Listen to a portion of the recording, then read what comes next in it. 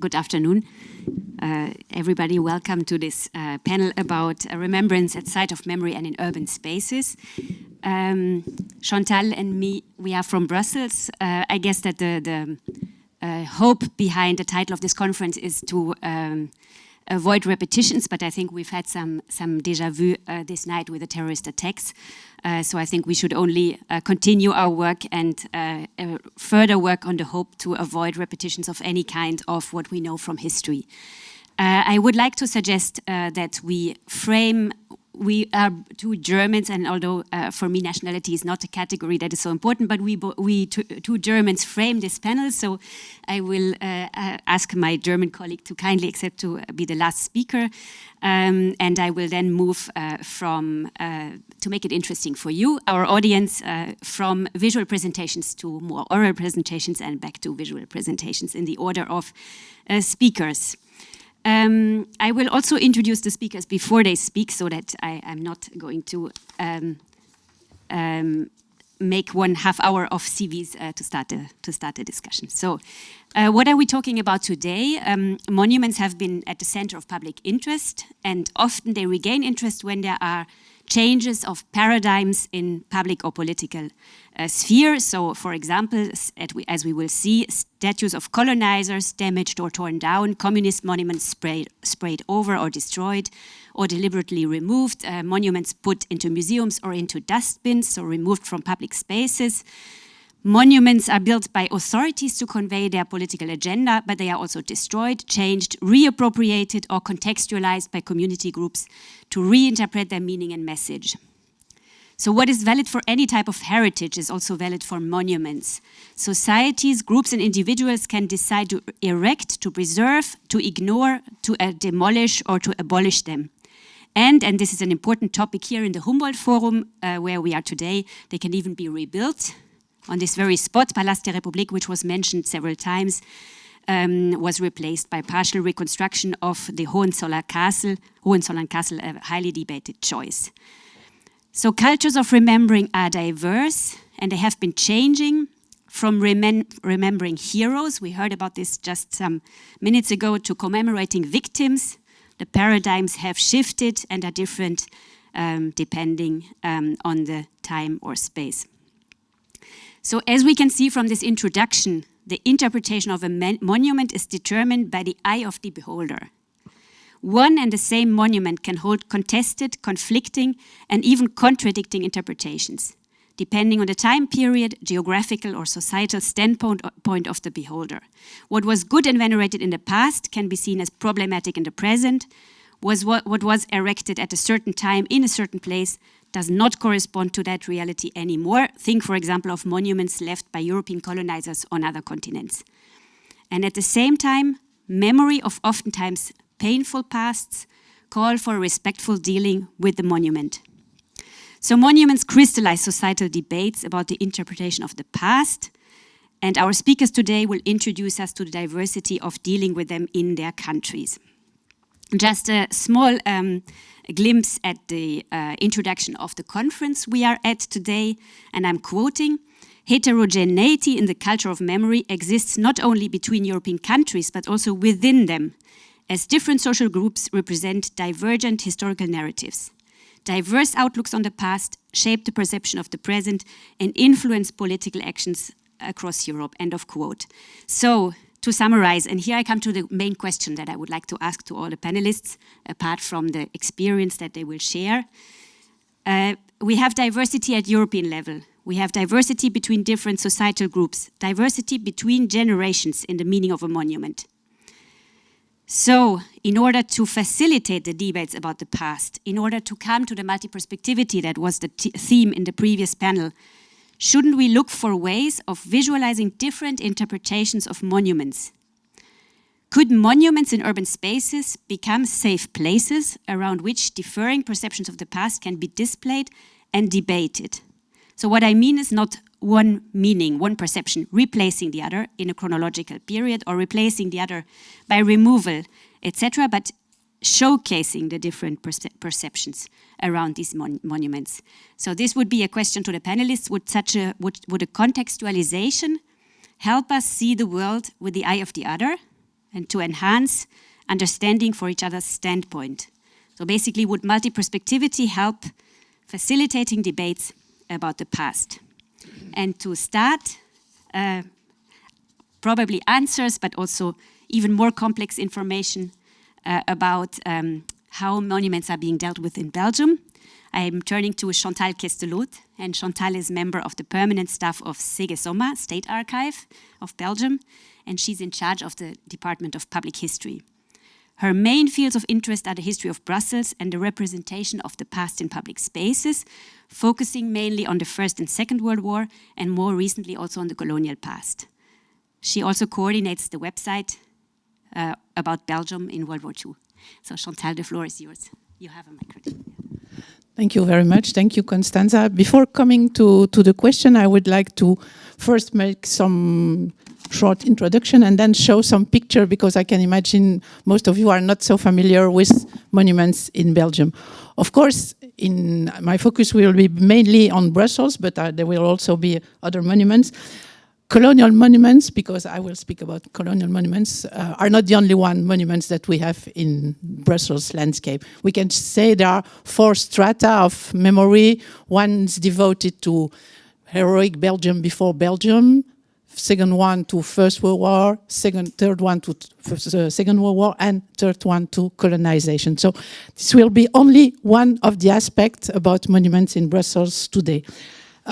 For me, there are 5 keywords that can be interesting to take into account when regarding monuments. The first should be evidence. When those monuments were built for the societies, there was something evident. They understand what the monuments were meaning, or at least they were a kind of common view about the meaning of colonial history, of colonial engagement of the Belgian state. So it was something obvious what they were meant and why they were introduced in public space. Then, with the time, indifference grew. You didn't imagine, you didn't recognize anymore the monument. You don't know what they are about, why they were installed in public space. And then indifference turns on to ignorance. And then I come to most recent history that started at the beginning of the 21st century. That's contestation. Contestation, that's the end of indifference. And we will see we have new actors, we have new generation, and how do they deal with colonial past, colonial monuments, and in some case, how they try to reappropriate them. But before I will show you some monuments and give some explanation, to introduce you to the debate. So the first one is a very well-known, probably the most known monument. It's the monument of... It will come. It's the monument of Leopold II. It's very prominent. It's just before the Royal Palace. It's a very strategic place. It was put there in 1926. It's interesting because Leopold II was the one who created the colonial empire from Belgium. He never went to Congo, but most of the monuments that pay tribute to him related to his engagement to Congo. Next picture, please. And so this is what happened in 2008. It was the very first intervention against that monument. It's very funny. It's not from African diaspora. The name of the man who is on the horse is Théophile Giraud.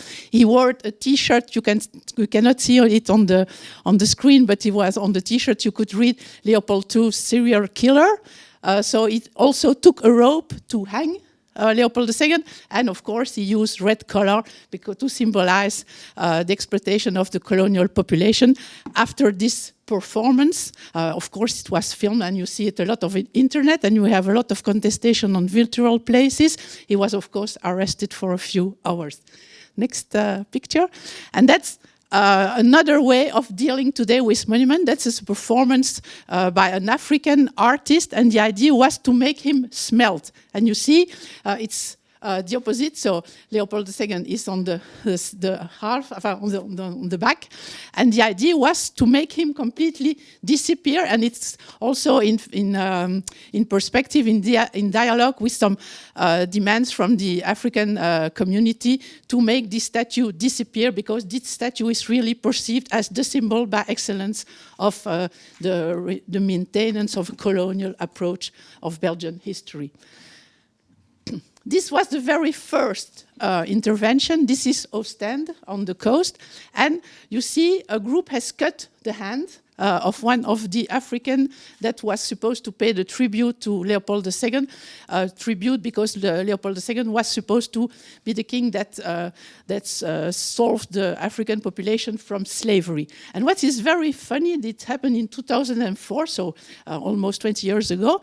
And after 3 days, nobody had noticed that something had happened to the statue. And it was the group themselves who sent the fax, we were not at the time of internet, to inform public authorities about, look, we have cut the hand. And so a dialogue began between that group, they were anarchists, and the municipality. And what was very interesting was the reaction of one of the responsible of the local municipality of Ostend, who say, let's let the monument as it is, because it's more coherent view to what exploitation was during the colonial period. And so 2003, the monument is still like that, but today we have some panels of contextualization. This is another case. This is General Storms. It's the man who brought in Belgium human remains of the colonial period. So it was very contested. So there were a lot of action on this type. And finally, and that is interesting, the municipality in 2022, so very, very recently, decided to put the monument away. And so the monument is now in a museum. You cannot be seen anymore because the museum is still closed. But they took the monument away, and they did it very early in the morning so that nobody could notice this. So there could not be a kind of public event besides the taking away of the statue of General Storms. This is an interesting case of reappropriation. This was a monument, a very recent monument. It was one of the last monuments that was built in public space regarding public colonial history. It's at the end of the 70s, and it paid a tribute to African participation in World War I and in World War II. But it was financed and created by former Belgian colonists. And after years, because there was a strong demand. There were a lot of participation of colonial troops and Congolese troops on the sides of the Belgian army during the First and the Second World War, but no specific opportunity to pay homage to them. And now, since 2010, every 11th of November, there is a kind of event to the unknown Congolese soldier that took place at that monument for the African diaspora. So it's a reappropriation of a former colonial monument by the local Congolese community. Just to inform you, local Congolese, Burundi and Rwanda community in Belgium, it's 500,000 people. Next one. This is interesting because the focus is not only on monument but also on street name, and this is a case of contextualization, but contextualization as they did it in the period. So we still have a Rue des Colonies, Kolonienstraat, but it's in fact to the memory of those who struggled for the annexation of Congo. So contextualization could be a very tricky element when it's still in these terms that go back to the beginning of the 20th century. It's almost, I have two slides and then it's finished. That's another initiative to see how we can reappropriate colonial street names. So in one of the municipalities in Brussels, we have a lot of colonial streets. And the idea was, how could we use this opportunity to replace those names by names of women, mostly of women, and also to give another picture of colonial street. There was a lot of debate. There was a citizen commission. I was one of the experts of the citizen commission, and it was very interesting because it says something about how colonial history is still perceived. The majority of the people of the commission refused any change. They just accept contextualization, but even if some of those who are honored in the street names are really war criminals, they will still remain. that is another funny experience. We can go to the last one or immediately. This was a bus that was stolen, and it was replaced by a bus in bird seats in Forêt in 2008.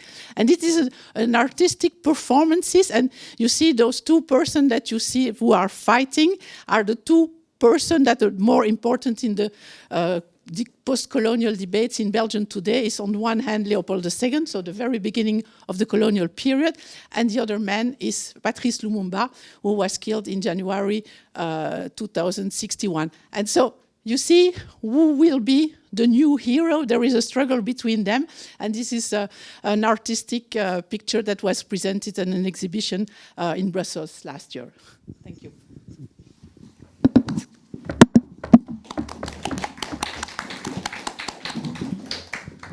Thank you very much, Chantal. So we move now, we jump in geographical and also time period terms. I would like to turn left and to my colleague from the founding director of the Polish History Museum Warsaw, which was actually opened just 2 weeks ago. So I admire him for being here with just having finished this huge work. And so Mr. Kostro is a historian, and since 2006 has been director of the Polish History Museum.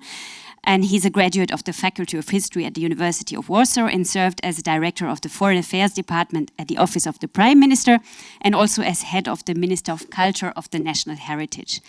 And he was a program director of the Adam Mickiewicz Institute, and he's a member of numerous advisory bodies, such as the Civic Committee for the Restoration of Krakow Heritage, and also chairman of the advisory board of the INRS network. So, Mr. Kostro? Thank you very much. I would like to speak about two monuments from our collection. Actually, I have to explain.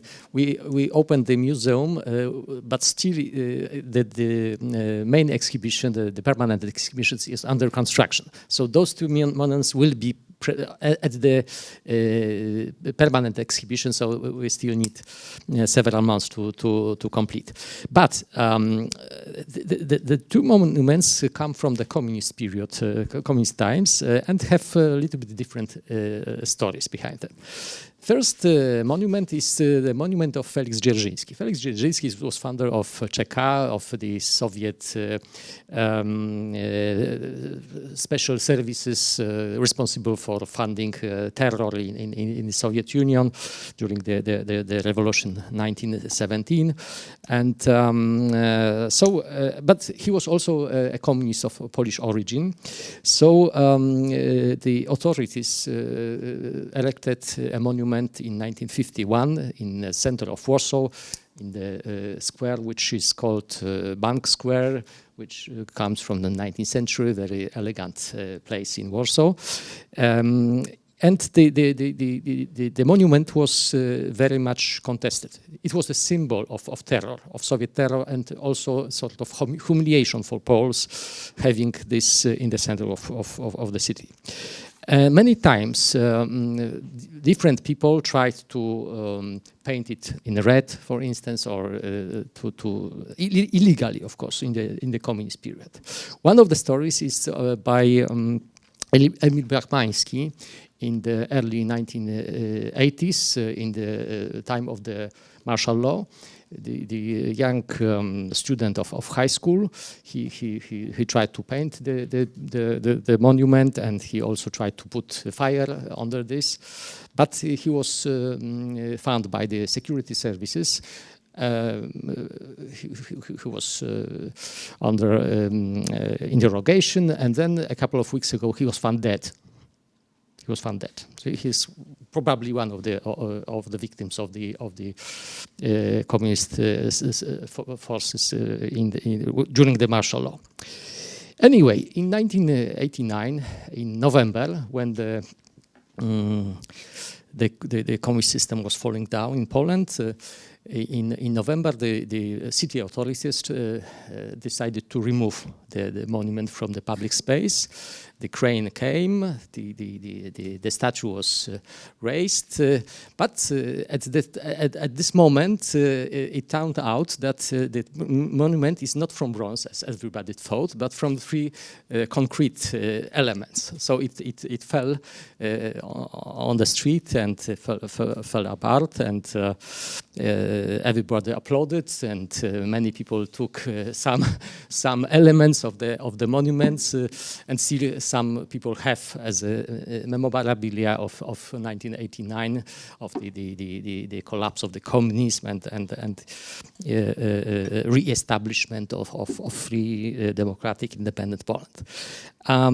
So this is one monument that we have in our collection, and we will display this monument in the part of our of the history of Poland, which is devoted to 1989, not to the Stalinist period, but to the 1989, to the revolution. And we will not take him back to the upright position, but he will be displayed as he was falling down of the pedestal. So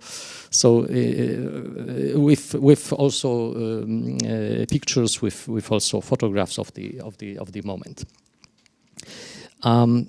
And this is this removal of this statue is one of the symbols of 1989 revolution, I would say. Second monument that we have in our collections is the monument of Brotherhood of Arms of Polish and Soviet soldiers. This was again interesting monument which was erected in 1945, so directly after the war.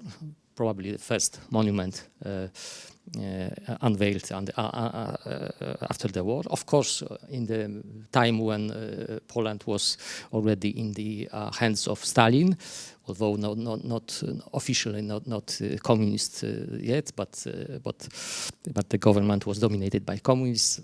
There are still democratic politicians within the government, but soon they were not had not real influence on what happened in Poland at that time.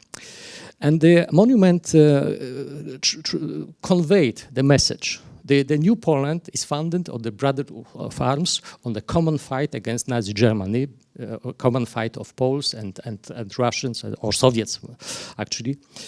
And of course, everybody also understood this as a sort of humiliation, because everybody remembered that in 1939 the Red Army invaded Poland in cooperation with German army, with Wehrmacht. That in 1939, 1940 there were mass deportations. A couple of 100,000 people were deported to Siberia, to Kazakhstan. That in 1940 some 20,000 Polish military and police officers were executed by Stalin in so-called cutting crime, etc. So that we also that our borders were moved some 300 kilometers to the west without asking a question of Polish people, etc. So this was also a monument of sort of humiliation and conveying a message that was understood as a sort of distortion or covering actual history and actual situation of the Polish-Soviet relations. But what is interesting, that this monument never concentrated so much hatred as the monument of Dzerzhinsky. This monument was finally removed from the place only in 2011. So over 20 years after the collapse of the communism, and there was a debate if it should be removed or not.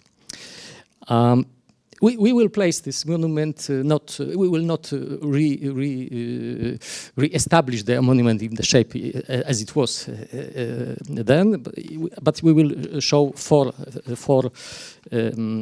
statues of the monument, so-called four sleepings, because he was called by the people four sleeping soldiers, because of the posture that they had. And we will place the statues in the part of the exhibition which is devoted to Stalinist period and to imposition of communist regime in Poland. Well, I will try to explain the difference between the attitudes toward these two monuments. First, of course, that the monument of Dzierżyński was the explicitly monument of terror. That was explicitly invoked the what was the cruelest, the most important part of the communist system. And this is one difference. And secondly, I would say that the monument of 4 sleeping soldiers, they are anonymous. So you cannot say if they were good or bad personally. I mean, the 2 Polish and 2 Soviet soldiers. So you cannot say any concrete story behind them. And also, there was a sort of mixed feelings about the role of the Soviet, of the Red Army in 1944, 1945 in Poland, because from the one side they imposed new communist regime in Poland, but on the other hand they liberated, at least from the death danger. So many people, including my grandfather, were released from concentration camps at the time, so they could live, although not in a free country, but they felt sort of had sort of feeling of liberation. So this, at least these 2 explanations I would give for this. I was thinking about this multi-perspectivity. I personally, especially with the monuments that reflect and that are connected with totalitarian regimes, I would rather remove them from public spaces. So I don't like the idea of making, in this case, let's say, multi-perspectivity approach. And I would add another example. There is another monument of Dzierżyński in Europe. The other Dzierżyński monument, maybe there were more, but at least one I know, was staying in front of the Łubianka KGB prison and KGB headquarters in Moscow. It was removed in 1991. And in September this year, it was placed again in front of Łubianka. So I think that in such cases, leaving the monument or removing monument is also a kind of our attitude to certain values concerning freedom, concerning rights of people, etc. So in this case, I am in favor of removing monuments. Thank you very much. So we spoke about contextualization actually in the public space in the case of Belgium, and contextualization in a museum space, as will happen in your museum in Warsaw. And we now will stay in the same historical period. If I read you correctly, József Mélyi, he will also speak about the reinterpretation or the dealing with monuments from the communist period. So I would like to introduce József Mélyi as an art historian, art critic and curator, and who has since the mid-1990s published art reviews and criticism in Hungarian periodicals. And his field of research is art in public spaces and institutional criticism, and primarily on monuments. You have curated for several exhibitions, like, for example, The Man in the Machine, or Amerigo Tot, Parallel Constructions, and other artist exhibitions around Europe. So the floor is yours. And we need to show some pictures, I think. So, thank you. Please, the first picture. So I will speak about the Hungarian politics of memory of the past decade and half. So since Viktor Orbán came to power 2010, and there are significant changes in the field of memory and memorials. And it's important to say not systematic changes, but significant changes, because it's there is no written program, politics of memory program, and the outlines of the memory program for this government is emerging or emerged slowly in the last 13 years.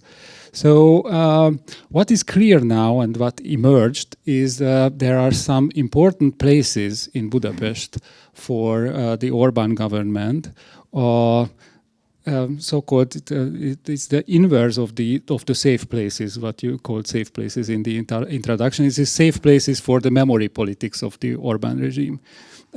So the one of them, and the most important, is the Kossuth Square in front of the Parliament building, and it was completely rewritten in the past few years because the Orbán government decided about the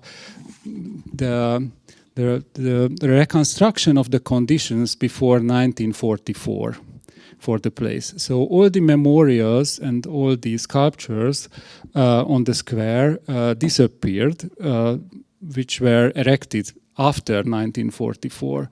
So it was a very strange year to make it as a cornerstone for a reconstruction. But anyway, it was made, and it is a new program, and it's a very good readable program there with one new monument. So they installed copies of the old monuments, which were not anymore there, and this is the only one which was the new monument there. This is the monument of the national togetherness, or Zusammengehörigkeit in German is much better. So this was erected 2020 to the 100 years jubilee of the Trianon decision, peace treaty, and the Trianon peace treaty, so the Versailles Treaty, is in the focus of the square, or this program of the square. Please, the next picture. You can see here this is a 100-meter long ramp, and there is a eternal flame at the end of this monument. It is opposite across the street to the Parliament. So this is another view. So this is you have seen in the picture before, there are more than 12,000 names of Hungarian cities and villages from the list from 1913, so before the First World War. And these are names after the Magyarization of the localities or the settlements. So 12,000, from the 12,000, I think 2,000 had new names, new Hungarian names since the end of the 19th century. They have before no Hungarian names. So this is a falsification of history, this monument. But the whole place is the same pattern like other nationalistic programs, memory politics program with national feelings, the strengthen the national feelings, the idea of loss.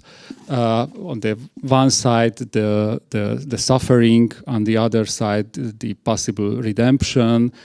So this is the main focus of the square is the Trianon Treaty, and the idea that Hungary is a victim of this treaty, and Hungary was always a victim of everything.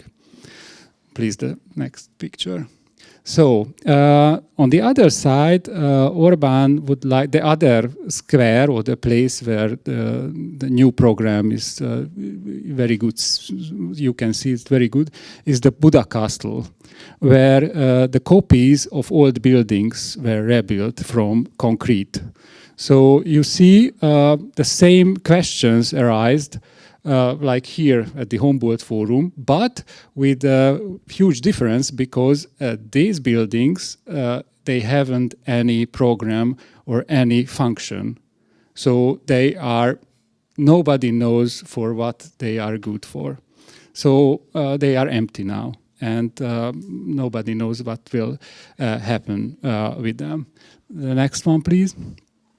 So they want to have a golden age back, the greatness of Hungary, and parallel with it, a sports greatness of Hungary. So this is Orbán's personal idea. And there are a lot of sport cult heroes sculptures in Hungary in the last few years. This is for Ferenc Puskás, one of them. So this is the golden team, and Puskás cult is everywhere in Hungary. The next one, please. But I would like to speak about this, one of the most well-known Hungarian monuments on the Gellért Hill, the so-called Liberty Monument or Liberty Sculpture. This is the old condition of the monument. It was erected by the Soviets 1945. It's very interesting that the very famous Soviet architect Boris Yofan, who was the architect of the Palace of the Soviets in Moscow, was never realized. He came to Budapest 1945 and decided about the place and height of this monument.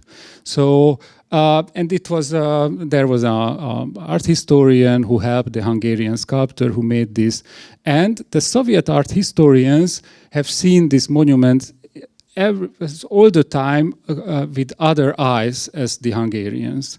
They they have written articles about it, and they said on the top of the Gellért Hill is an obelisk, and on the top of the obelisk is a woman.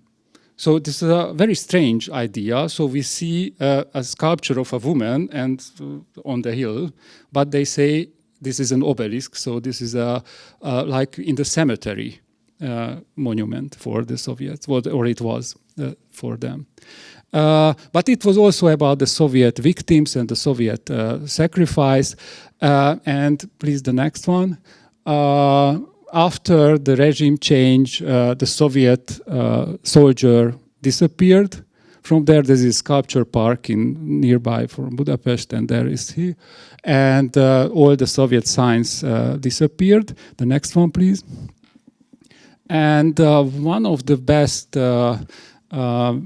paraphrase for this monument was 1991 by an artist called Tamás Szentjóbi, who made, on the right side you can see, the sculpture of the soul of the freedom. So it was a ghost. It was very windy in these days in Budapest, so it was really like a ghost. It was very good lighted, and so it was a huge idea and about the past and about remembrance and memory. The next one, please. There are new plans after 2010. This is the most strange plan. The Holy Crown of Hungary on the top of the Gellért Hill, and in front of it, the Freedom's Monument, the Soviet monument. So it's the strangest thing. Please, the next one. Please, the next one. Please, the next one. Burkhard? Excuse me, we need the next. Thank you. So, after the regime change, after 1990, we changed already in the 70s or 80s, I don't know. We thought about not anymore about liberation and liberty, but about freedom. So it was really a freedom sculpture. as I was a kid, I always thought it's for freedom. But after 1990, it was a new function. It was a freedom sculpture. But they have now new uses in the Orbán government. You see here few years ago, the jerseys of the Hungarian national hockey teams were redesigned.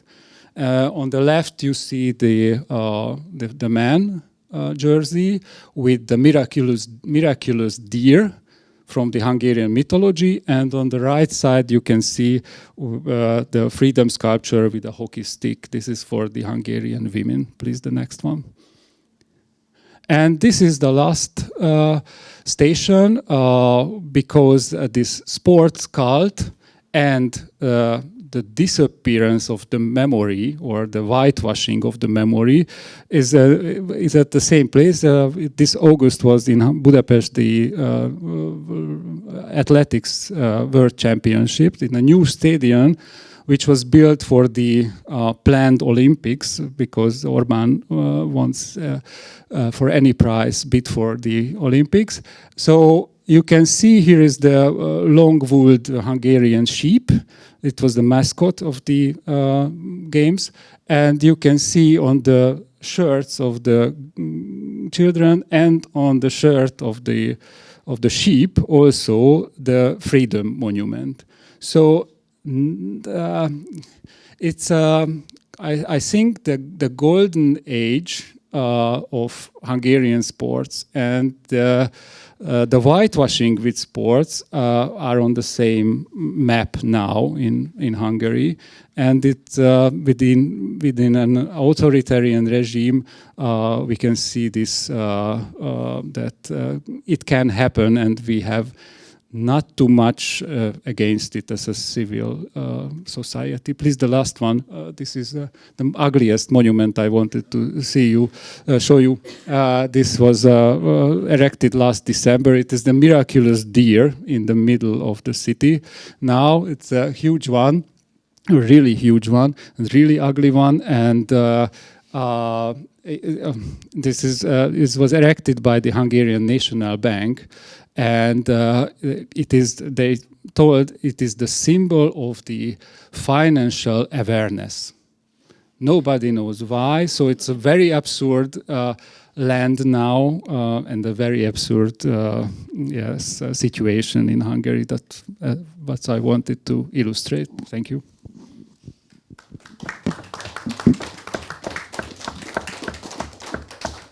Thank you very much. So we can see here how public space is occupied actually by the state actor. So public space doesn't seem to belong to the public. So it brings me back to my question also how multi-perspectivity or in contextualization around monuments could be a democratic prerogative, and the public monuments to belong to people. I now turn to my left again, and Professor Klausmeier, you are director for monument, which is actually by nature multi-perspective because it was seen from two sides of the Iron Curtain for many, many years. So it's interesting to see how you deal with this nowadays. Professor Klausmeier studied art history, modern and medieval history in Bochum, Munich and Berlin, and worked as an assistant at the Department of Monument Conservation in Cottbus with a research focus on uncomfortable monuments. And between 2001 and 2003, he documented the remains of the Berlin Wall on behalf of the Senate.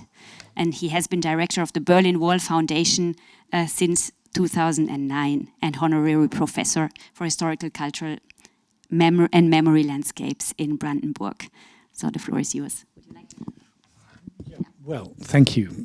Well, thank you for the introduction, and sorry I can't really beat this last image.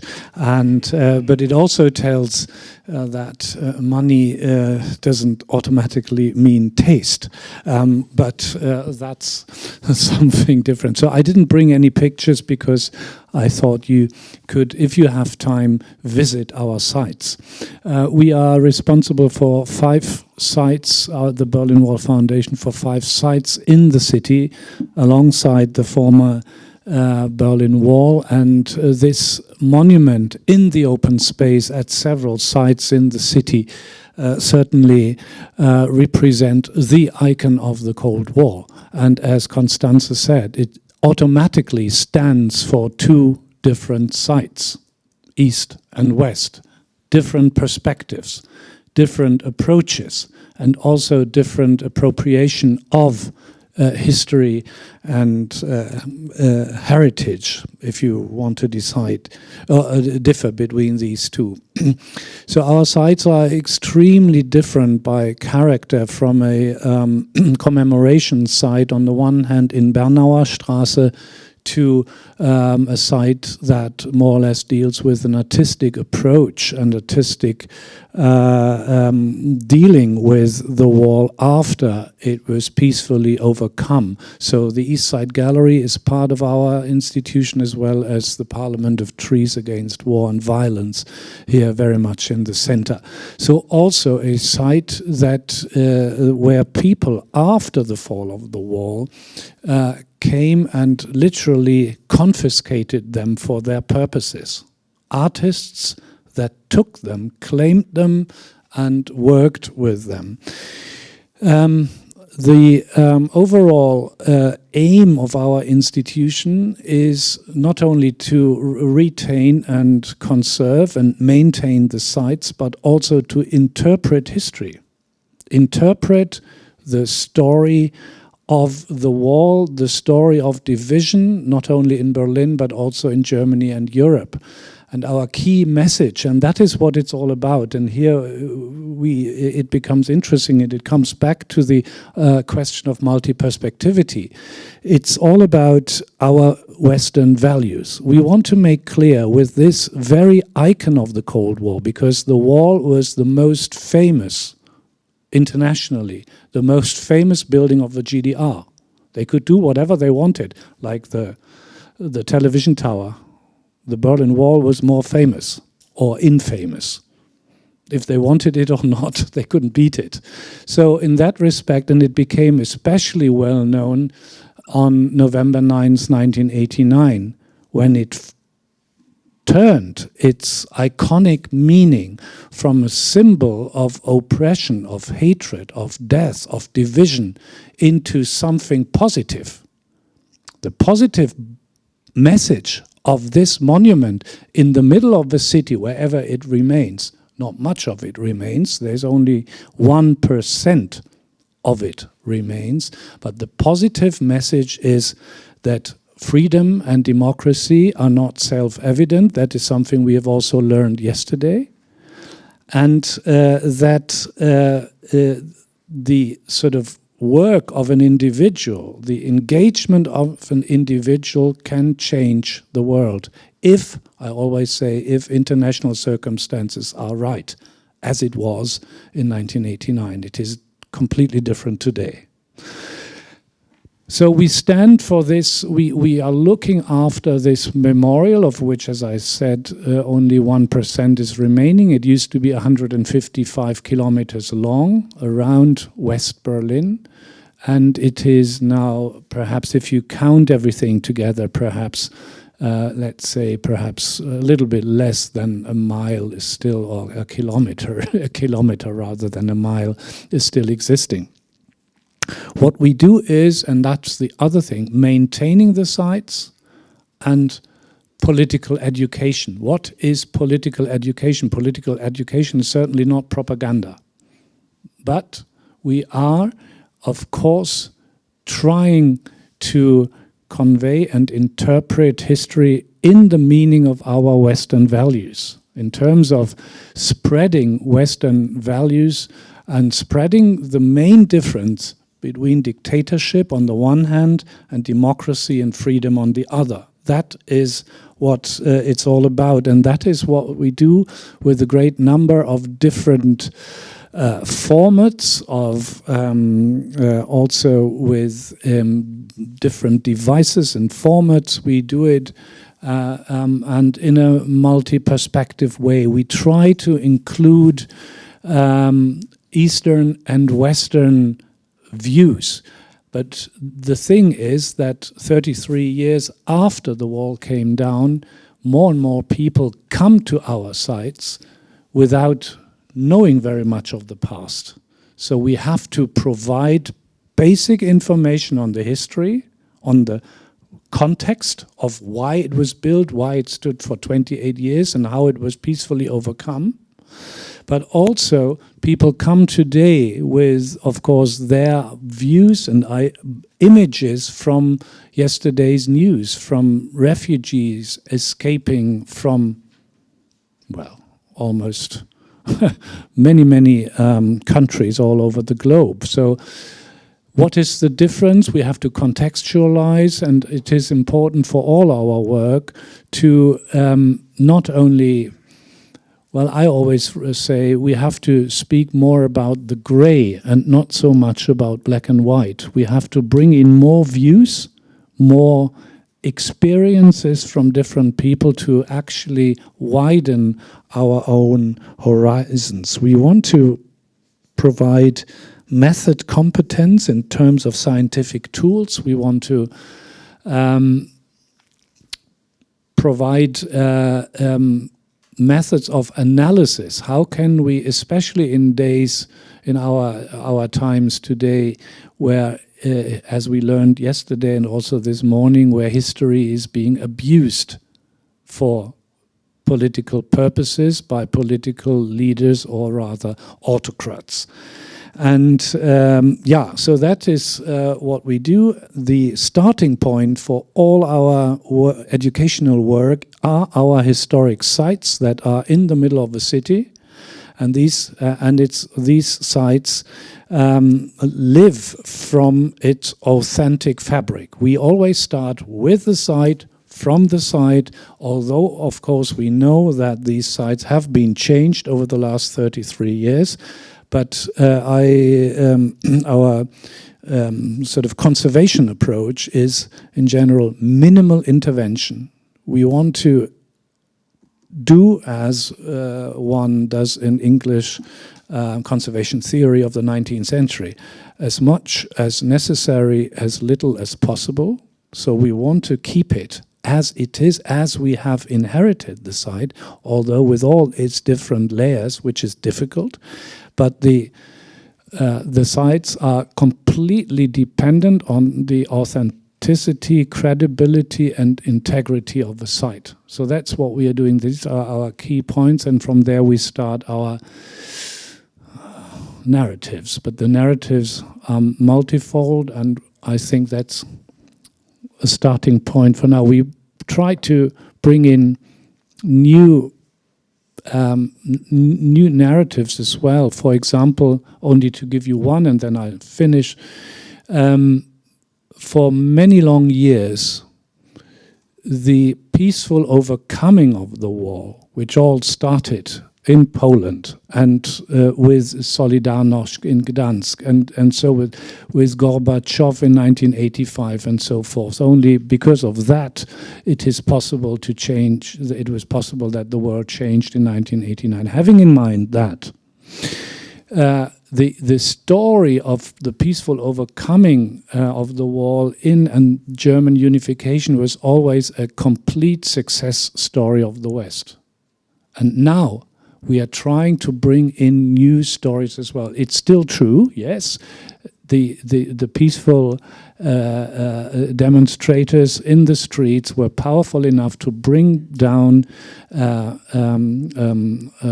corrupt communist dictatorship, yes.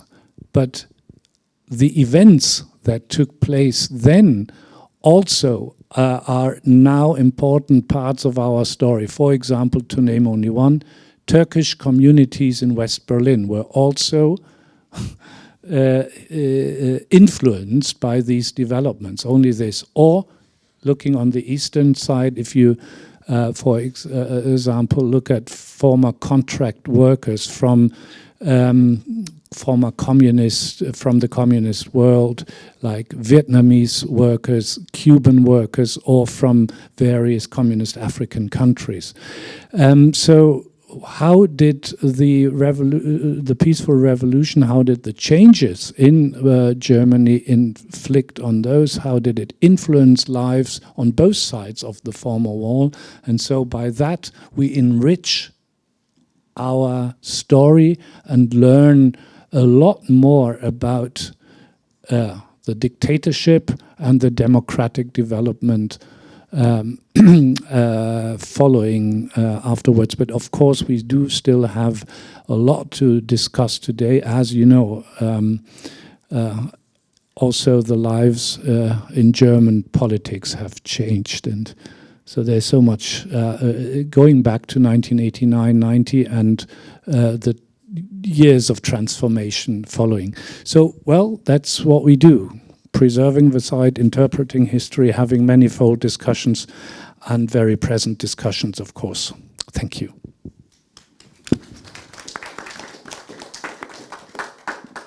Thank you very much, all of you, and also for having been quite short, so it leaves us with half an hour discussion with the audience.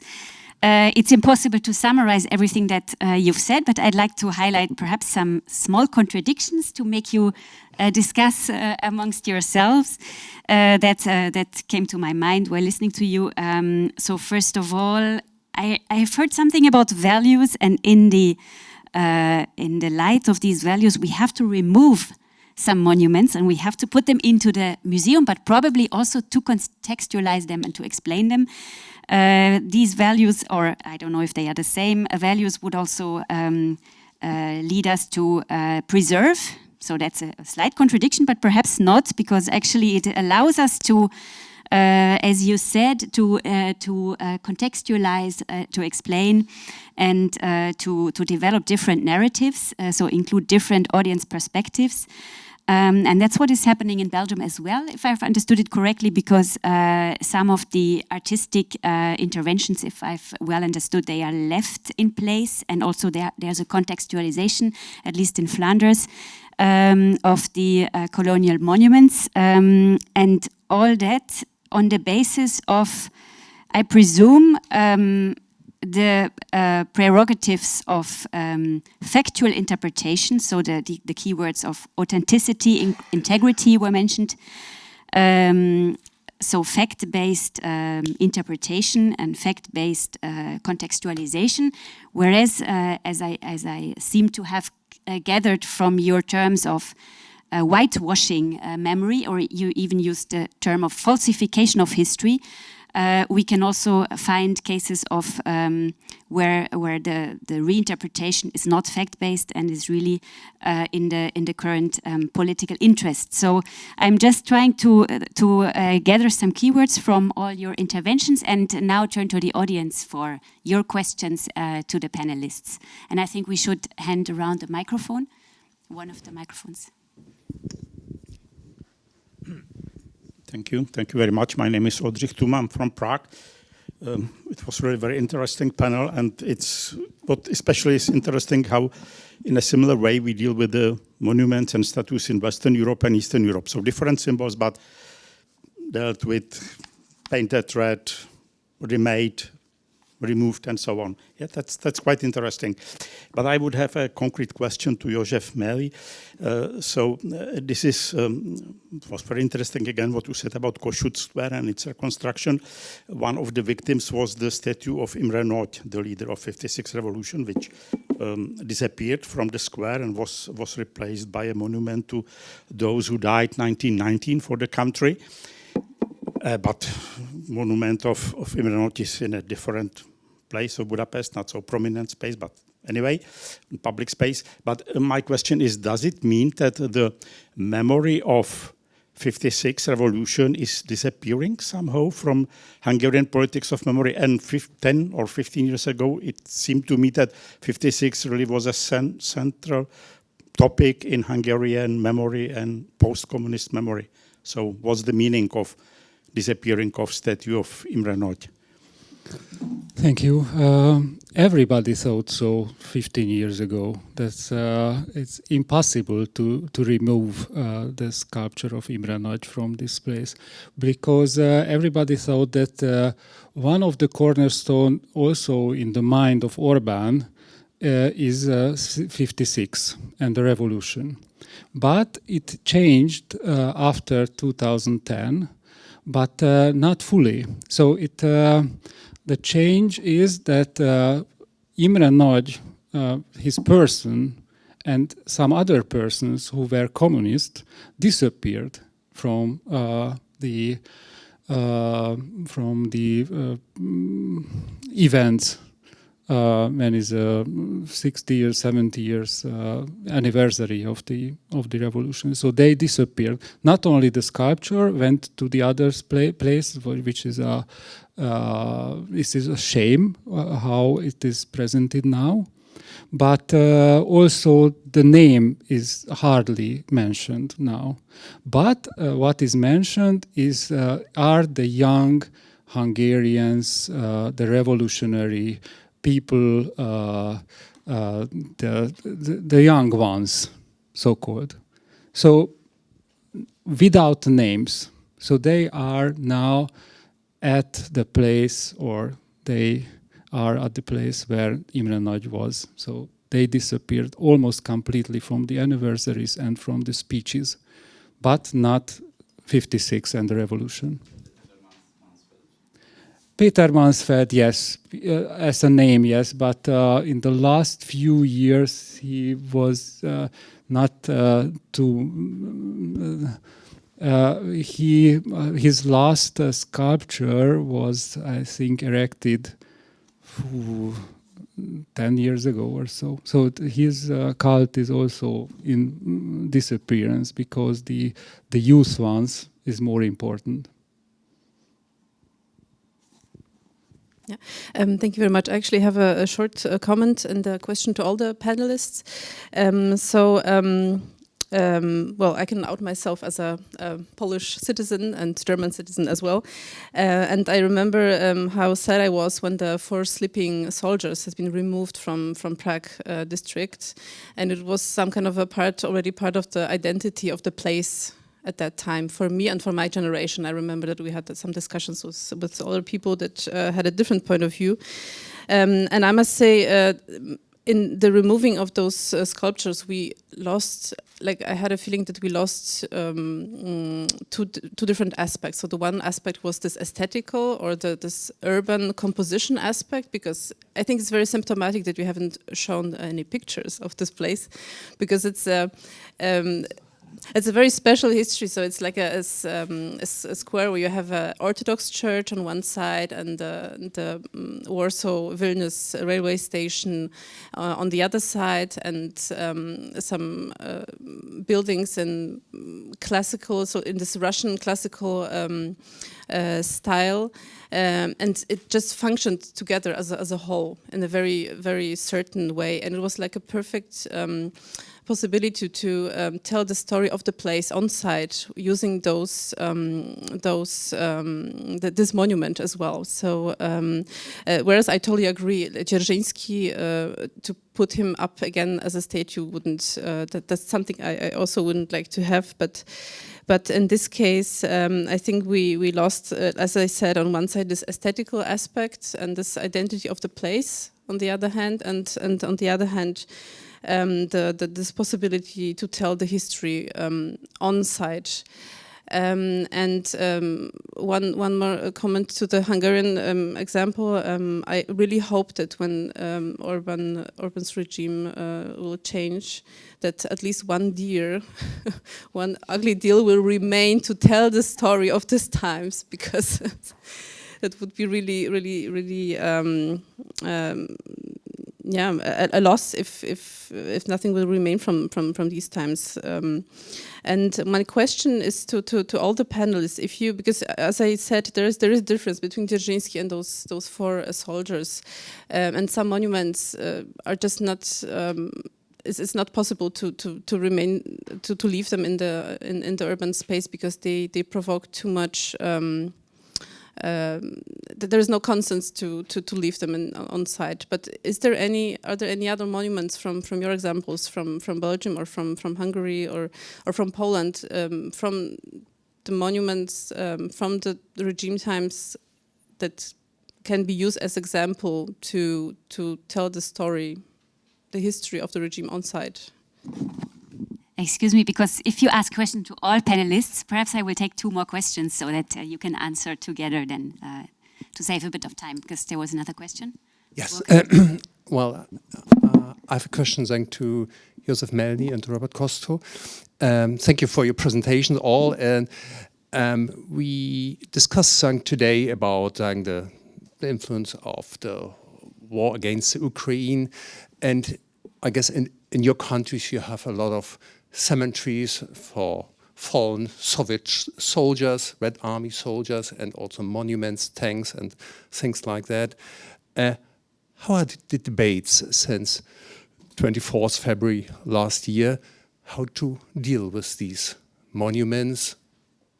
I'm aware all countries probably are obliged somehow by contracts with Russia to preserve these places, but still there, I guess, I can imagine there is a debate going on in your countries. Can you tell us a bit about this? And one question to Axel Klausmeier, thank you for your presentation. How are you dealing with the testimony or the memory of the border guards? There's a huge ambivalence. If you have the rank and file soldiers or the officers, and even among the officers, there are those who are very convinced politically and they are proud of this to stabilize East Germany and so on and so on. And other ones, you have those like, I guess it was a colonel who opened finally the gate at Bornholmer Straße, so in the night of November 1989. And it was a brave decision by him.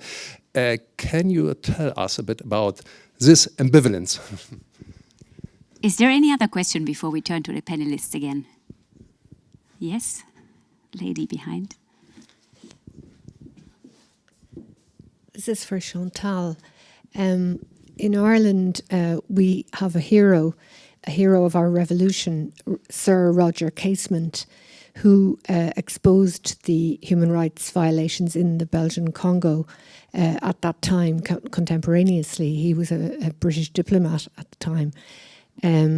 I just wonder, is there any sense of honouring somebody like that, or exposing that story in terms of people who actually did know and record and make public the atrocities at that time? Or is it a sense of just dealing with the existing monuments? Is there any sense of broadening that story out? Thank you all. Who wants to go first? Shall we do reverse order and start with Berlin, where we ended in the previous round? Yeah? Well, thank you. Border guards. We have really worked hard on involving border guards in our story. We finally found border guards who wanted to speak. Many border guards have the feeling that they, of course, were on the wrong side. And but we were trying to interview them. We were trying to get their stories. Because we are by interviewing them, we are learning more about their lives and their part of the story. Because if you go through the generations of border guards in the GDR, you will find a great number of people who served not only in the army but in the border guard regime. In the regiments. And in that respect, it's a useful and a very vital part of the entire story, but not many want to talk. And to perhaps to focus on one thing, when we established a memorial for the victims of the war in 2009, 2010, we had a major research project on all the victims of the border, and we finally found out that also 8 border guards were shot at the wall. Those 8 border guards never killed anyone, but they were killed from, for example, people escaping, right? So in several occasions it was like that. A person with a gun is escaping from east to west, shoots down a border guard, and then the second border guard shoots down the person who was trying to escape. So who is victim, who is perpetrator? And so when we commemorated this, we had a huge debate on, can those border guards be part of this memorial dedicated to the victims of the war? And victim organizations as well as relatives decided no, they can't be part of in that one memorial. But what we do is we mention their names, of course. In publications, on site, we have found a sort of compromise, so to speak. And what we also do, on our memorial site in Bernauer Straße, we have a memorial service for the victims of the war. So we read a service every day at 12 noon for one victim a day. And we also read out the border guards there, because it's a short service for like 10-15 minutes, and we also read out their biographies, because they are in this is one side of the story, a regime that takes into account that people are shot at the borders are also victims of the border, although in this case the border guards stood for the regime, and yet they are victims of this, both the regime of the border, and so they must be. And so we are back to multi-perspectivity. Thank you. I would like to connect my answer with the first question, with 56, because in the last few years, and last year when I remember right, the politicians, the Hungarian politicians, forgot to mention by which army we were attacked 56. So Orbán not always mentions that it was the Russian or the Soviet army. And in 6 days there will be an anniversary again. I'm curious if the mention of the Soviet or the Russian army will be there or not. There is a question, but not a debate about the cemeteries and the Soviet monuments. There is one Soviet monument in Budapest which is secured by contract. This is on the Liberty Square, an obelisk. And there was a few months ago, there was an action by an opposition political party to make it disappear or somehow. This was a weak action, but they tried it. And after that action was clear that we have a contract which connected the fate of the Hungarian monuments, soldiers' monuments, all the Hungarian soldier monuments in the territory of Russia with this one. So when we let it destroy or disappear, then will all the Hungarian soldier cemeteries and monuments will disappear in Russia. So it's a very high price. Another question is, I don't know the number of them, but it's a lot. In the last 25 years, I think. After we had a contract 95, and after that, was it possible to make Hungarian monuments also in Russia? But I don't know. There is a book, but I don't want to. But it's a lot of them. And it is also a program for the Orbán government. It was also a program for them to do something with these cemeteries in Russia and monuments. But the other one is a very actual question.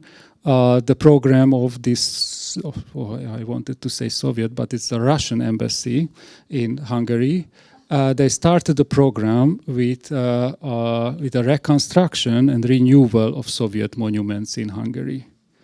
And they have reconstruct 7 or 8 pieces on the countryside in the last few months. So it's a very strange thing, I think. So it's a euphemism, or how to say it. But So it happens now, and it happens without any governmental counter attacks or something like that.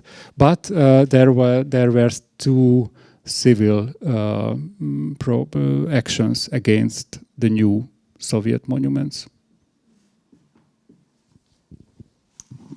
Okay.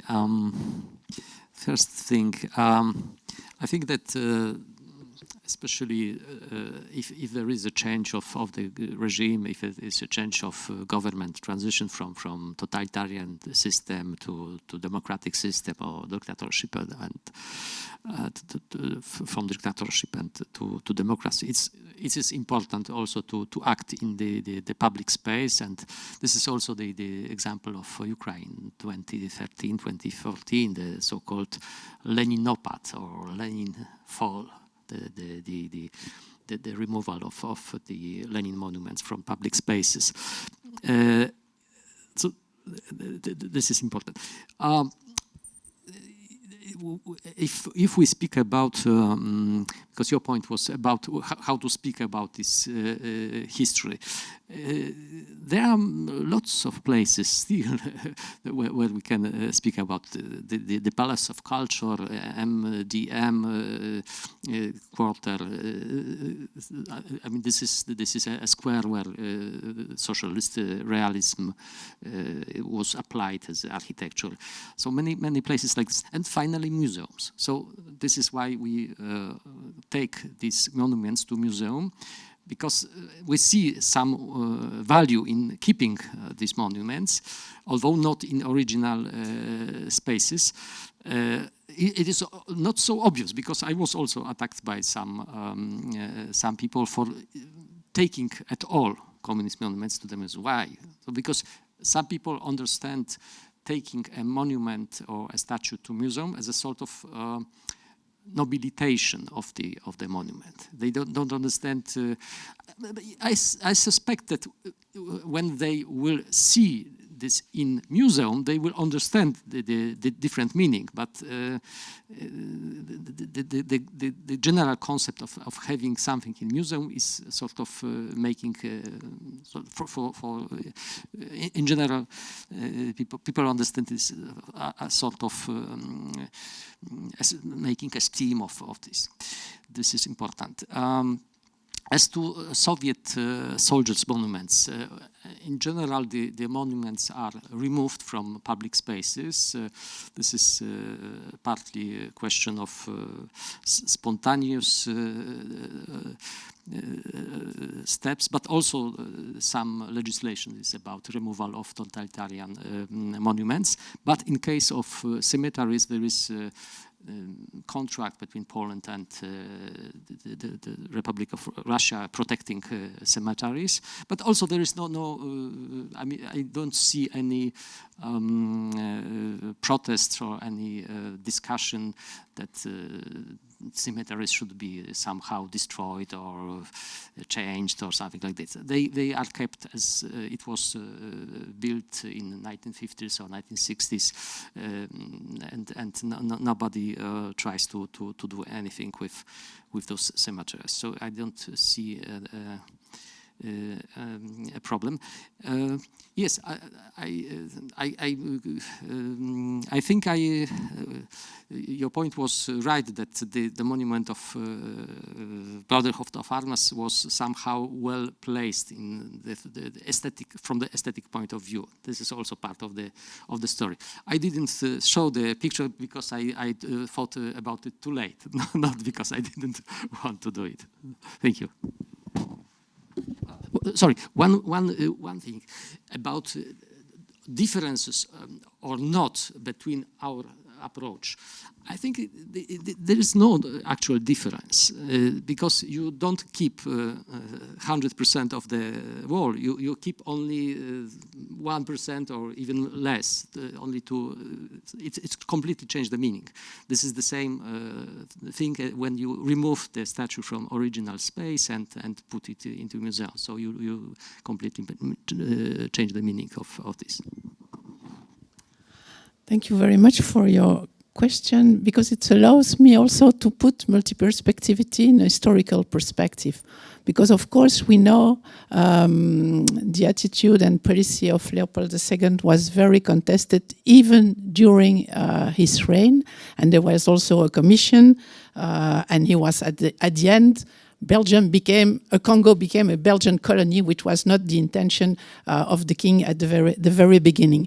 And it's interesting because today, when you put those questions into debate, you often receive the reaction, but you are putting present preoccupation, present value into the past, and it's not, as an historian, you cannot do something like that. And then you say to those people, but look, even in that period, before the First World War, they were contested. It was a contested policy. It was officially contested. Some of those street names are given to people that were even sentenced by the Belgian justice. Nevertheless, in the interwar period, the colonial propaganda was so strong that there was a kind of amnesia about those things. And there is, even today, there is not so much reflection about how to give those opponents, those critical voices, a place in public space. And that brings me to multi-perspectivity today. What is the place for the absent? How can we balance the omnipresence of a positive vision of Belgian colonial past with the perception that the victim of colonization, that even heroes from Congo are completely absent. And that brings me to another element that we didn't focus that much. Behind the debate regarding monuments, there are other symbols that are very strong. In Belgium, for some people, criticizing the colonial period is weakened more and more a state that is already very weak. So people react on an extra emotional dimension. On the opposite, people from the diaspora community also react on a very emotional way, because for them, public space is also a reveal. It reveals that colonial monuments as a remaining of coloniality, of discrimination. So for all those groups, there are other representation of the other. And so a few years ago, African Diaspora Association started what we called decolonial tours of the city. And people from Belgian origin discovered that people with Afro-descendant origin are very good informed about colonial history, that they have a very strong knowledge, while they still perceive them in very stereotypical images of the good boy from the colonial period. And I think this debate is so complicated because besides public space, there are other elements that are linked to discrimination, to the place of Belgium, to the existence of Belgium, to the symbols of Belgium.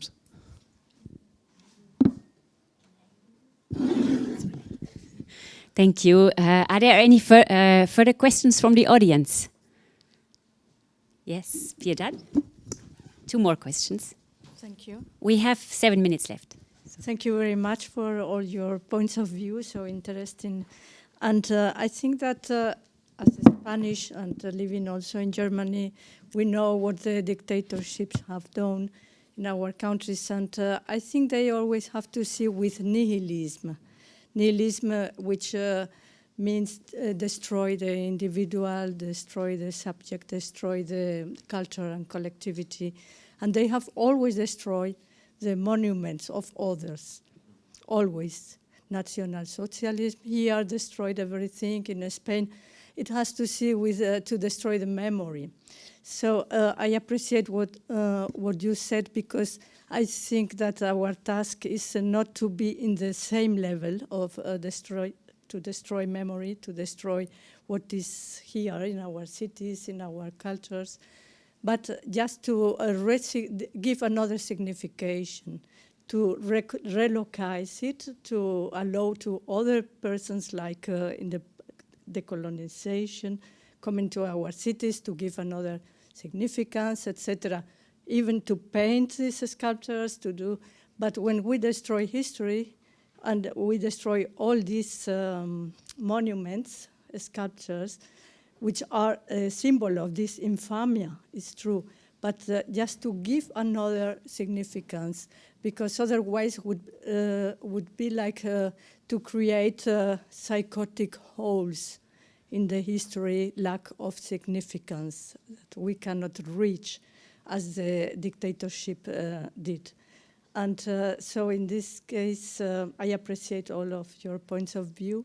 And do you think that we should, about this nihilism, this destruction of others, do you think that we are doing it in the proper way, in such a way?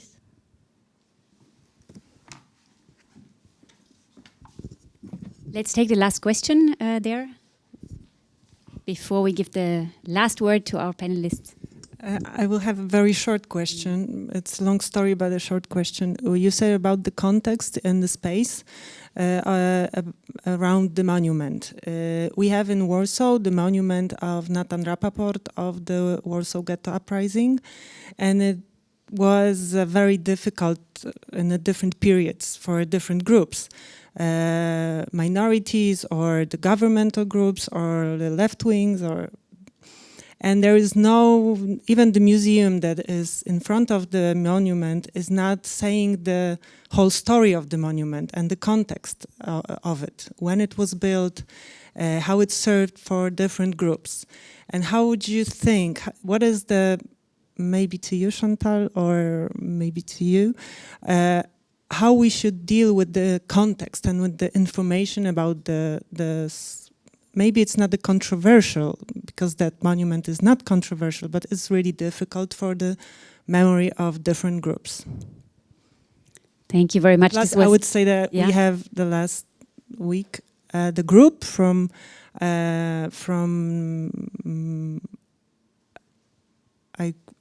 think the Egypt, or and they were asking the questions about the Jewish monument in Warsaw, and it was really beyond our imagination that it's a completely different perspective for them than to us, and they have no historical background as we do. So that statue was absolutely different for them than for us. Thank you. So on the one hand, we have the question about the destruction of monuments, of the other by dictatorial regimes, and then rather the opposite, the question of how to give voice to different groups and their views on these monuments. Who would like to answer? I can understand your point of view, but on the other hand, monuments are only one aspect of history, and I cannot imagine that we will still have monuments on Hitler or Stalin, but I think we need history regarding those periods. So I can understand that sometimes monuments has to disappear. We had a discussion in Belgium about a monument about a mayor, and there is only one monument about him. Should we erase it or should we keep it? And finally, we took the decision to turn him. The idea is it was a racist figure, and so we bring his figure to the wall because he always built wall between the inhabitants. But this is the idea. We should not erase that monument because nevertheless it will completely disappear. While figures such as Leopold II, such as Stalin, such as Hitler will not disappear. So I can understand that sometimes destruction of monuments, of erasing, of moving them to museum can be a good solution and a peaceful solution. My question is also how to build with this all those monuments in public space a new relationship, a more confident relationship between the society and the colonial, the post-communist legacy of it. Because we also realize we are always thinking on the youth, and that was one of the focus group of this meeting. But I'm very often confronted to very strong reaction from adults. So how do we change the adults, which has really strong social representation of the past? How can we bring changes among those groups? You would like to? No? Anybody else? Well, my background is conservation, and it's very difficult. And I think we have to decide on in each case There is no general answer to it. As you said, we wouldn't like to have a Hitler or Goebbels or Stalin sculpture. That is unthinkable. But at the same time, it is, in terms of conservation, there is one very easy saying, and that means or runs, what is lost is lost. Bringing it to a museum is something completely different, and I fully subscribe to it because you put it into a different context. But in the open space, what is lost, and then you don't have any discussion anymore. And the discussion is a very democratic value. And so it might raise questions. And English heritage, the English Conservation Authority has a wonderful, very brief saying, and they say, retain and explain. Retain and explain doesn't always, is not always the last answer to a thing, but retain it, as long as you retain it for time, for whatever, explanation, discussions, or artistic approaches, perhaps artistic violations, destructions, whatever. But as long as the thing, the sculpture, with the horse or the king or whoever is there, something is going on, a democratic process, hopefully, is taking place, but sometimes it's not democratic. That has to be kept in mind. So it's you can't give a general answer, I think. I think as to removal of monuments, this is the question of time, of space, of concrete monument and concrete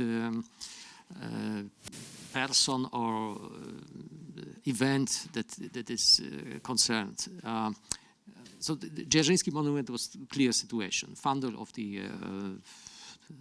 Soviet system of terror. It's obvious. Stalin monuments or Lenin monuments, at least in Poland, would be also obvious. But I suspect that there can be monuments like in Belgium or in United States where the story is much more complicated and the society is much more also divided into on certain topics. One topic reminds me about this sort of division point. I mean, the attitude towards so-called Polish People's Army. Polish People's Army was were the troops which came to Poland with the Red Army. I mean, where they were actually subordinated to Soviet Union, to Stalin, etc. So there is a problematic how to deal with them. For instance, I think 1 year ago or 2 years ago, President came to cemetery of them near German border at Odra because they crossed the river at that time, so they had big losses, and it was debated if he should come there or not, because they from one side they. Probably most of them felt that they were fighting for Poland, but at the same time they were also a tool of Soviet imposition of new regime and dependence of Russia. So it's not clear position, and in this context we don't have. I don't have also general answer. For instance, in our exhibition, we will have some stories of the soldiers. So we will not give general answer, they were good or bad, but you can listen to a couple of stories of even individuals. So you can say it's up to you how you can judge this sort of situation. Two short comments. First, unfortunately, there are new Stalin sculptures in Russia in the last few years, and the other one is that almost everybody in Hungary wants to destroy the miraculous deer sculpture.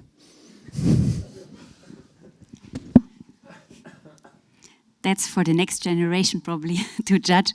Thank you all panelists for your really highly interesting contributions. I've learned some surprising news, such as the smell of Leopold II, or the question of absence, because we're talking about present monuments, but the question of absence, or also on the impact of whether there's a person or whether it's an anonymous monument that has an impact on the way it's being received. I will have the honor and the pleasure and the challenge to summarize your contributions in 5 minutes.